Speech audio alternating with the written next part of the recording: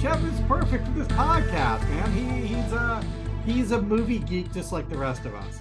That's why I kept him away. I don't want anybody to replace my ass on this show. I know what the fuck I'm doing here. We did allow him to make the choice of this week's movie. And what movie is that, Chev? Orles Vatos. Forever essay. We're going to review Blood In, Blood Out. From the director of An Officer and a Gentleman and the producer of La Bamba.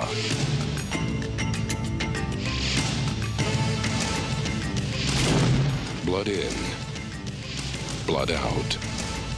That's a bond you can never break. It's a cult classic for many. Yeah. For Scott, it's going to be a smack in the face. Or, I hate to say it, when that soap drops on the floor. Oh. Blood In and Blood Out. It's sort of, I guess, a cult classic at this point. I think it came out. What would you say, Chev? Sometime in the 90s, this movie came out, and it did leave an impression, and I definitely want to see if it held up. Who was in this flick, though? I really don't recall the main stars of this flick. It's been that long. I could recall one of them, Benjamin Bratt. Really? Who, one of those Latino actors with a suspicious last name. Many others, too. I swear it's one of the few movies that he was not in. But there's a young Delroy Lindo in this. Well, a younger Delroy Lindo. Yeah, I don't know. It's still probably like 50, but yeah. Yeah. That's exactly. Right. Oh my God. The guy who plays Miklo, I cannot think of that actor's name, but since we're a bunch of geeks in here, yes, he played I remember being sad. He played Ken in the Street Fighter movie. So that Street Fighter movie with Guile, with Jean-Claude Van Damme, he played Ken. And I was just like, wait a minute. I wasn't he just Spanish 5 seconds ago? Like, you can't lie to me. Now, Scott, but, you've never heard of have you this never movie seen the Street Fighter movie? I thought we discussed this before. The Street Fighter movie I have seen. Blood In and Blood Out. Come on. Okay. I've seen real movies. I've seen Street Fighter. Come on. Now, Blood In, Blood Out, the name is vaguely familiar to me. Not at that time. I definitely had not heard of it until the last maybe 10 years. And I've never seen it. It sounds like right up my alley. It sounds like maybe it'd be like Colors or I imagine this is like Latino gangs in California. Blood In, is it like the Blood and Crips? I mean, what are we working with here? Well, that's enough. We could close shop. That's it. End of episode. Yeah. You pretty much nailed it. Benjamin Bratt doesn't give me gangster vibes. Wasn't he on LA Law or one of those shows like that? He was on. He was the clean cut. He was the clean cut. Is it the word token Latino? Yeah, on the show. Yeah. I barely recall him I barely recall the movie at all. Jeff, his name is Benjamin Bratt. I mean, that doesn't bode well for being authentic. So he pulls it off. No, he does. Like Jimmy Smith, like a Jimmy Smith. Yeah. Oh shit! He was the one that was on LA Law. Yeah, in a lot of shows way before the LA Law. Yeah. days. Oh yeah. I grew up as a child seeing him rise up as a Puerto Rican, knowing he's Puerto Rican, but confused as why is his stage name Jimmy Smith? I've always wanted to ask that question. If I ever get to meet it's you. right. That's what Dana was just saying, right? Charlie Sheen or Martin Sheen's name is Estevez, and he changed it to Carlos Sheen. Estevez. Yeah. Except for Emilio kept it, but Charlie didn't keep it. It was unfortunately in Hollywood, everyone thinks they had to change the name they did for every year. A lot of Jewish people had to change their name to more American Caucasian Martin and stuff like that sounding names. Well, let's try to get into the. So I mean, the little bit of the plot that I remember, and I think Scott pretty much nailed it. I mean, it's not too much different from other West Coast gang films of that era. Correct me if I'm wrong, guys, Dana and Chev. Is this the one where it's like there's a young guy and he looks very white and he goes in jail. Everybody thinks he's white, but he's actually Latino, and he kind of has to make his way through this jail system alive. Let's fucking go, June. Let's fucking go. Is that yes, it? Is that okay? that's I just part of want the to make story. sure, because like I said, there were yeah. quite a few of these type of movies back then. Scott went Does through this movie predate? Such. Does it predate Oz? I think it does. Oh, easily. Oh, yeah, Oz is late boy. 90s, I think. I think the idea of the movie is you have three characters that grow up kind of from whatever their background is to where they finally end up being. So I think that's a good probably baseline there. I think a lot of things to kind of fill in, but I think June, you hit it right in the head. Shay, you also obviously you know the movie, so like you're hitting at some of the discussion of just what went into this movie, and I think maybe what we'll find out of why it became kind of a cult classic. Man. It's not all marked up, man. It's a sign of respect.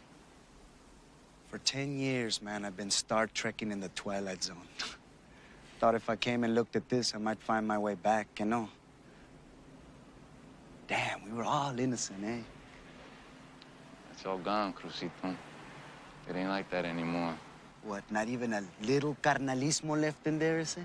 What, you think you use brotherhood up like a shot of tequila?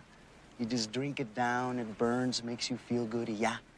And then you're left with the hangover the rest of your life. Just have to jump into with Scott with the fact I can't wait to hear any kind of facts and figures. Come on, Canal, tell us about it. Scott knows his shit. All right. So yeah, this movie did come out in 1993. It was made for $35 million. It grossed $5 million, not even $5 million, just a little bit short of $5 million. That's probably why I hadn't heard of it. Yeah, it's pretty much a big failure in the box office. The director is Taylor Hackford. He's done a lot of movies, a lot of dramas. You know, he did Officer and a Gentleman. He did White Knight. He did Against All Odds. He did The Devil's Advocate. Dramas, mostly 80s and 90s dramas, but you know, he made this movie. To me, he doesn't seem like the right director to make this movie from his other movies he made. I don't think he quite understands the life of somebody in East LA, but okay. I mean, I'm fine with that. I mean, he's running off of some hits. Officer and a Gentleman was a big hit. Yeah. White Knights, I think, was pretty popular at the time. It did well. So I'm surprised. I mean, I wouldn't have expected this type of film from that director, but this movie originally was over 5 hours long, and he decided he was going to do it. 3? He was going to do it in 3 parts. He was going to do it. Then he was like, well, then I'll cut it down to 3 parts. I'll do a first part when they're young and they're, you know, in the gang. And then the first part will end with Miklo getting shot. Right. Oh. And then the second part would be all jail. And then the third part would be like in the future with their children doing something, you know, getting involved with the gangs. But he trimmed it down to a nice, really quick 3 hours.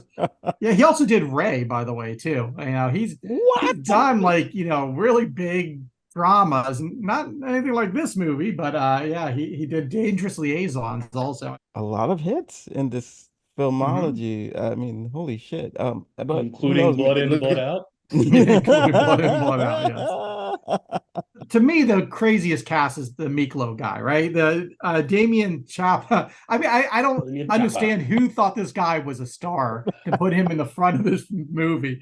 I think everyone else's movie's fine. It's he's the problem. They shot in San Quentin, so they actually used prisoners, and they used the warden in that is the actual warden of San Quentin at that time. Oh, no, you could tell. The same with like one of the cops. You could tell, like, oh yeah, this is like a regular. And they're all better actors than the Miklo guy. Oh wow! Yeah. Come on, man, Billy Bob Thornton. Like, he was by far great racist.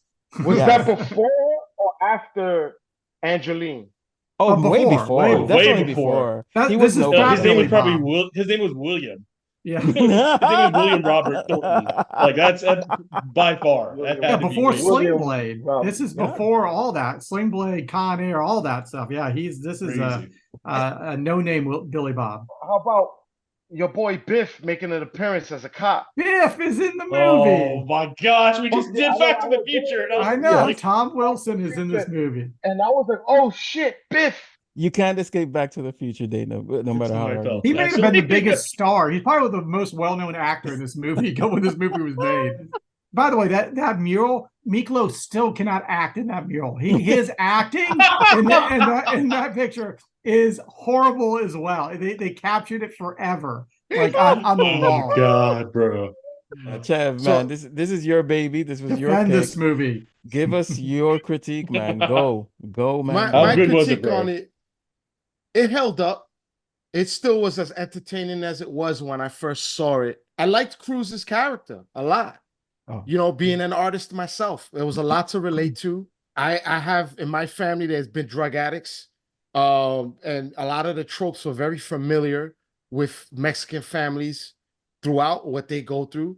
And I think that's what resonated with me way back then. Those were the movies that were hot at the time. In the very early 90s, we had like a lot of introspection into Los Angeles and the gangbanging lifestyle. Colors was the one that was very serious. By the time I saw Blood In, Blood Out, the first time, I was like, this is like Colors Light. Were they trying to be funny or are they being serious? I think it was both. Yeah, that was I came to that same conclusion. I think it's both, but I like it because it just was entertaining. I know it's a bad movie, but it's goddamn it entertained me. I'm very surprised. I'm actually gonna have some contrast here with you, Chev, because I good. For me, this was a perfect bad movie. That's great. Like it's on that Expendables level. Like give me some good quotes. I always bring up Expendables. I now pronounce you man and knife. That this had this for that for me. I love shit like that. I really do. I think the part that I had more issue with this time around, and I guess multiple times around, is just this happens a lot in these type of movies. They really try to throw that messaging out too much, but it was just really just melodramatic about it. It was just like, bro, I get it. Like this is your family and da da da. I felt like they overdid it and they could have been more subtle, or they were just heavy-handed with it. We want them to have pride, but I guess I can understand why I think about American Me and some of the other movies that probably did better and resonated more, because I feel like they rounded out that message without kind of just mentioning it, to, I guess, heavy-handing it. I'll call it the Saturday or the afternoon, the ABC after school special. Yeah. Right? Yeah, that's exactly what it was.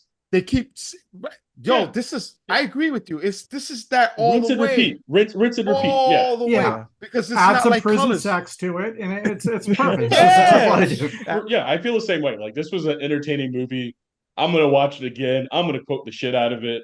They definitely could have done some things a little bit different, but for its time and the movies that we wanted and needed during this time, yeah, this was it.